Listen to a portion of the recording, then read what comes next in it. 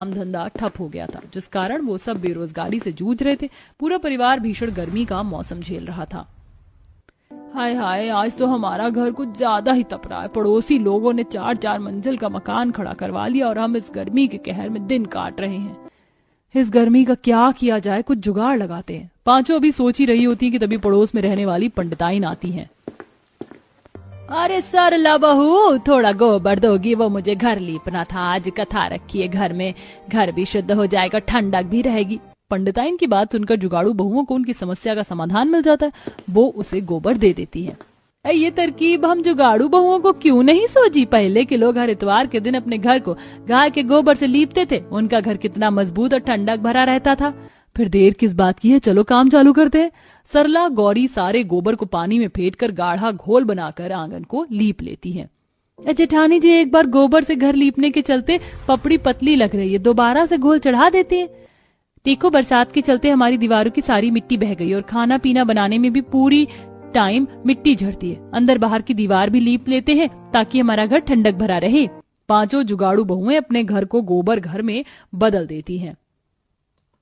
हमारा गोबर घर तो किसी बर्फ के इग्लू जितना ठंडा हो गया है। सच में बहू, क्या जुगाड़ लगाया तुम सब ने? आज जाकर चैन की नींद पड़ेगी। इसी तरह समय गुजरता है। धीरे धीरे गर्मी का तापमान 40 से 45 डिग्री पहुंच जाता है। पांचों भाई खाना खा रहे होते हैं, तभी पवन को बड़ी जोर की खांसी होती है। अरे चंपा, पानी लाओ। अरे जल्दी से पानी लाओ भाभी। तुम लुगाइयां भी ना, खाना देकर पानी देने का तो जैसे रिवाज नहीं है इस घर में। ये लीजिए पानी। बेचारा पवन जैसे गर्म पानी पीता है तो उसका मुंह जल जाता है। अरे चूल्हे पर चढ़ाकर पानी दे दिया है, ये पानी बिल्कुल खौल रहा है। मटके में से नहीं दिया गया पानी। अजी, मैंने तो मटके के अंदर से पानी दिया, लेकिन गर्मी इतनी तगड़ी पड़ रही है कि सारा दिन मटके का पानी गुनगुना रहता है। कितनी बार कहा भाई लोगों को कि किस्त पर एक फ्रिज खरीद कर घर में लगवा लीजिए, कम से कम गर्मी के मौसम में ठंडा पानी पीने के लिए तरसना नहीं पड़ेगा। चंपा की इस बात पर पांचों बेरोजगार भाई भड़क जाते हैं। हाँ, हम तो जैसे खूब नोट छाप रहे हैं, तुम लुगाइयों की सुई ले देकर कूलर फ्रिज खरीदने पर आकर अटक जाती है।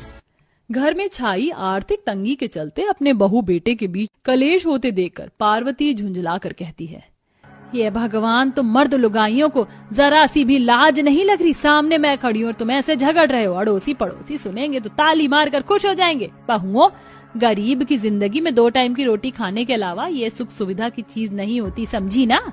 सास का उखड़ा हुआ रवैया देखकर सब खामोश हो जाते। इसी तरह गर्मी में जुगाड़ू बहुओं की जद्दोजहद जारी थी।